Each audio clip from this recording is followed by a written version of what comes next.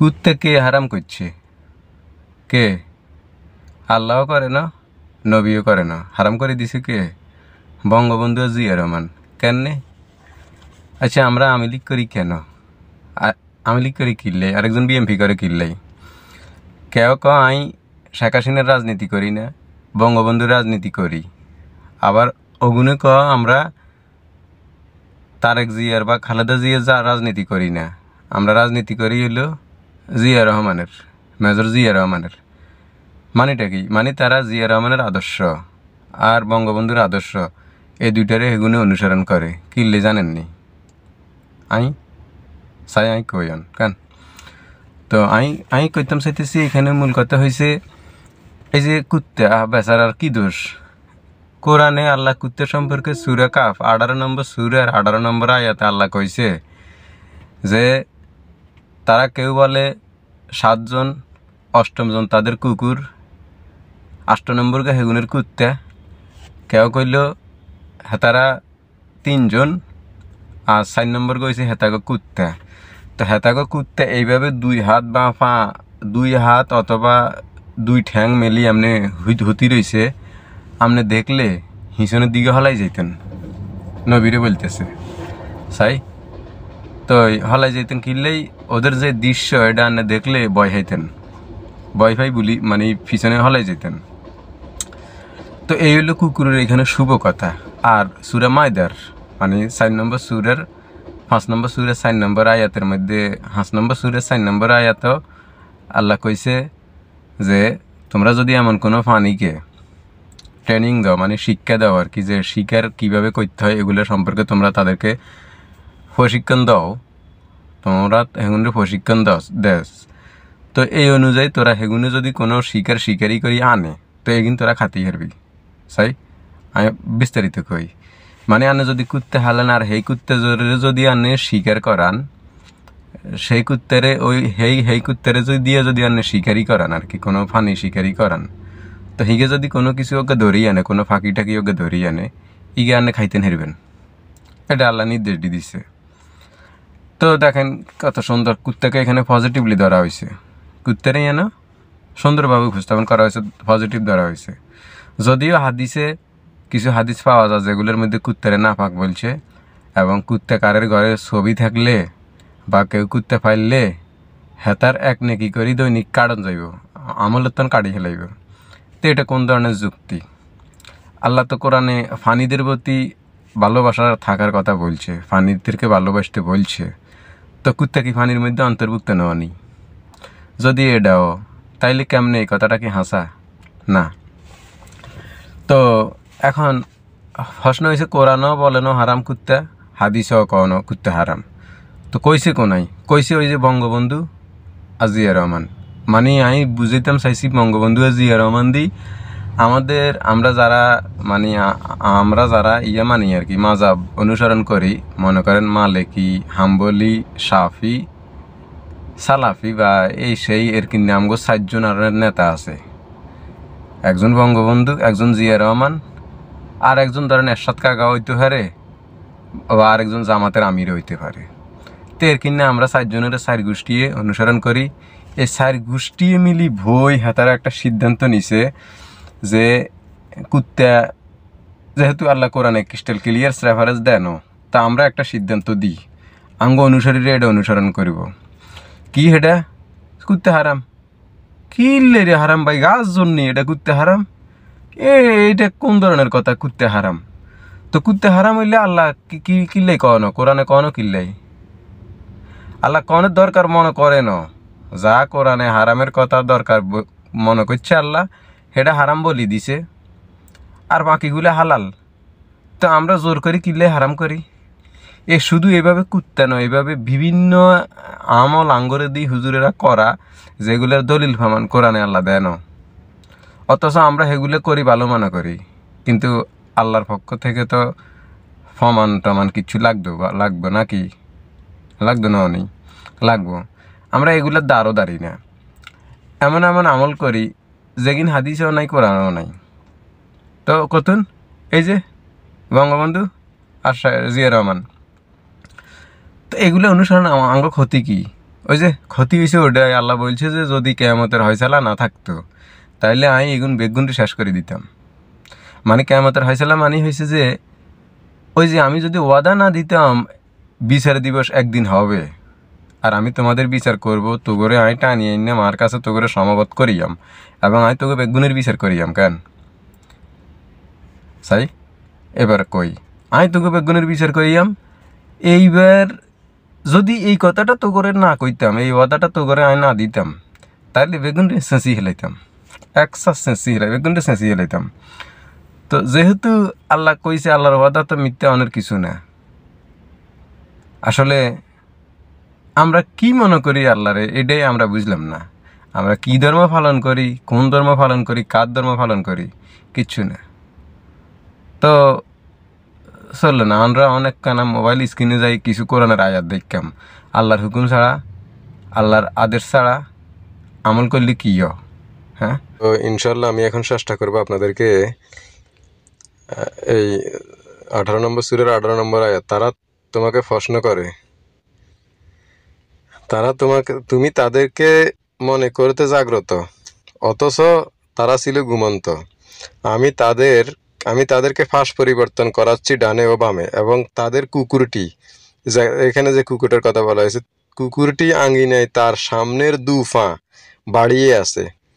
যদি তুমি তাদেরকে উকি মেরে দেখতে তবে নিশ্চয় তাদের থেকে পিছন ফিরে পালিয়ে যেতে, এবং অবশ্যই তাদের কারণে ভীষণ ভীত হতে। মানে তাদেরকে দেখলে তুমি ভয় পেয়ে যেতে, এরকম পরিস্থিতিতে তারা ছিল, অথচ আমি তাদেরকে এইভাবে রাখছি এবং শত্রুদের হাত থেকে বাঁচাইছি। সূরা মায়দার 5-4 এখানে কি বলছে দেখেন। এই যে এখানে আমি প্রথমত আগে আপনাদেরকে আরবি একটা শব্দ দেখাইনি, সেই শব্দটা হইল,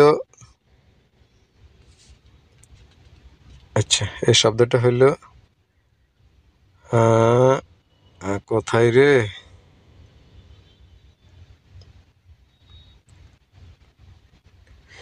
এই যে এটা মুকাল্লিবান। মুকাল্লিবান মানে এখানে কুকুরকে বোঝানো হয়েছে, যেটা কালিব শব্দ দিয়ে কুকুর বোঝায়, তো এখানে মুকাল্লিবান মানে কুকুর দিয়ে বোঝানো হয়েছে। হ্যাঁ, কুকুর বোঝানো হয়েছে, ওকে এটা দেখাই নিলাম। তো এখানে সরাসরি কুকুরের কথা উল্লেখ নাই, কারণ আপনারা হয়তো অনেকে প্রশ্ন জাগতে পারছেন তো কুকুরের কোনো কথাই নাই, কুকুর শব্দটাই নাই এই কারণে। তো ওই শব্দ ব্যবহার করানোর কারণে এখানে মূল কুকুর হয়ে গেছে, যদি এখানে অনুবাদে সরাসরি কুকুর উল্লেখ করে নাই। তারা তোমাকে প্রশ্ন করে তাদের জন্য কি বোধ করা হয়েছে, বলো তোমাদের জন্য বোধ করা হয়েছে ভালো সব বস্তু, মানে ভালো যত বস্তু আছে সব, এবং শিকারী পশু পাখি যাদেরকে তোমরা শিকারী প্রশিক্ষণ দিয়েছ সেগুলোকে তোমরা শেখাও। মানে তোমরা যে সমস্ত পশুকে ট্রেনিং দাও এবং শিখাও যা আল্লাহ তোমাদেরকে শিখিয়েছেন। মানে আল্লাহ আমাদেরকে শিখেছে কিভাবে পাখি শিকার করতে হবে, কিভাবে হরিণ শিকার করতে হবে, এটা মানুষ শিখছে। তো মানুষ যেভাবে শিখছে সেভাবে তাদের ফানিদেরকে তারা শিখাচ্ছে, ওই শিকারীরাই যখন কোনো পানি ধরে নিয়ে আসবো, সুতরাং তোমরা তা থেকে খাও যা তোমাদের জন্য ধরে এনেছে, মানে তারা ধরে এনেছে, পানিটা ধরে এনেছে, এবং তাতে তোমরা আল্লাহর নাম স্মরণ করো আর আল্লাহকে ভয় করো, নিশ্চয় আল্লাহ হিসাব গ্রহণে দ্রুত। তো এটা দেখালাম কুকুর সম্পর্কে, এখানে নেগেটিভ কোনো কথা কোরআনে বলে নাই। এখন আমরা যে এই মানে কুকুরকে হারাম বলেই মানি নিতেছি, কার আদেশে? প্রথম কথা হলো কোরআনে নাই দেখাইলাম, হাদিসেও নাই। এবার বিধানের ব্যাপারে আল্লাহ কি বলে সেটা আমরা একটু দেখিনি। 18 নম্বর সূরা 26, অর্থাৎ সূরা কাহাফ, এটাও একই সূরার। বলো তারা যে যতটুকু অবস্থান করেছিল সে ব্যাপারে আল্লাহ অধিক জানেন, আসমানসমূহ জমিনের গায়েবী বিষয় তারই, এই ব্যাপারে তিনি উত্তম দ্রষ্টা ও উত্তম শ্রোতা, তিনি ছাড়া তাদের কোনো অভিভাবক নেই, আর তার সিদ্ধান্তে তিনি কাউকে শরিক করেন না। অর্থাৎ আল্লাহর আইনে আল্লাহ কাউকে এলাও করেন না, শুধু আল্লাহরই আইন, আল্লাহই সেটা কন্ট্রোল করেন, আল্লাহরই দায়িত্ব। বলো, আচ্ছা এটার আয়াত নম্বর, এটা হলো সূরা আনামের 6-57। বলো নিশ্চয় আমি আমার রবের পক্ষ থেকে সুস্পষ্ট প্রমাণের উপর রয়েছি, আর তোমরা তা অস্বীকার করতেছো। অর্থাৎ রসুল বলতেছে, আল্লাহ রসুলকে দিয়ে বলাইতেছে, রসুল বলতেছে আমি আমার আল্লাহ যা নাজিল করছে তার সুস্পষ্ট প্রমাণের উপর রয়েছি, মানে কোরআন। তা আল্লাহ কোরআনই তো নাজিল করছে, আর তোমরা তা অস্বীকার করতেছো, মানে তোমরা কোরআনকে অস্বীকার করতেছো। যদিও মুখ দিয়ে বলো না যে আমরা মানি, কিন্তু পরোক্ষ প্রত্যক্ষভাবে কার্যকলাপে আইন মানার ক্ষেত্রে, বিধান মানার ক্ষেত্রে, আমল করার ক্ষেত্রে তোমরা বুঝাইতেছো যে তোমরা অস্বীকার করতেছো। তোমরা যা নিয়ে তাড়াহুড়া করছো, মানে যে এই সমস্ত জিনিস নিয়ে তোমরা তাড়াহুড়া করো, তা আমার কাছে নেই। মানে যেগুলো নিয়ে আমরা খুব দ্রুত উপস্থাপন করার চেষ্টা করি, এই আমলের দলিল আছে, ওই আমলের দলিল আছে, অথচ কোরআনে নাই, তা নবীর কাছে নাই। হুকুম কেবল আল্লাহর কাছে। হুকুম কে দেয়? শুধু আল্লাহ। তিনি সত্য বর্ণনা করেন কে? সত্য আল্লাহ। এবং তিনি সর্বোত্তম ফয়সালাকারী, আর এর মীমাংসাও আল্লাহ করেন আর কি। তারপরে এটা হলো সূরা তোবার ৫১ আয়াত। বলো, আমাদেরকে শুধু তাই আক্রান্ত করবে যা আল্লাহ আমাদের জন্য লিখে রেখেছেন, তাই আমাদের অভিভাবক। তিনি আমাদের অভিভাবক, আর আল্লাহর উপর যেন মুমিনরা তাওয়াক্কুল করে। তো আল্লাহ লিখে রেখেছেন মানে কি আপনারা বুঝতে পারতেছেন। প্রমাণাদি এগুলো দরকার। এবার আমরা দেখব সূরা হজের ২২-৭১। এখানে কি বলছে?